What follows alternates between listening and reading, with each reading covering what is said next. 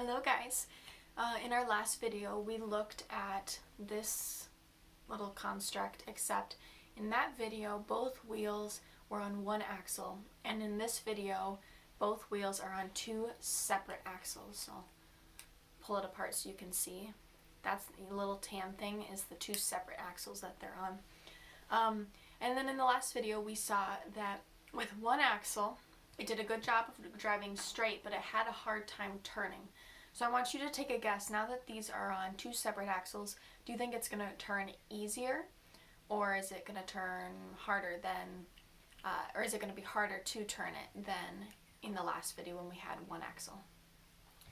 Let's take a look. So when we are driving it straight, it does a really good job of driving straight. Now let's see what happens if we try curving it. Oh yeah, it does a really good job of turning, and that's because each wheel is on its own axle, and so it can turn at different speeds. So when it's turning in a specific direction, one wheel will be turning faster than the other, or will be turning more than the other, and so, or spinning more. That makes it a lot easier to be turning it.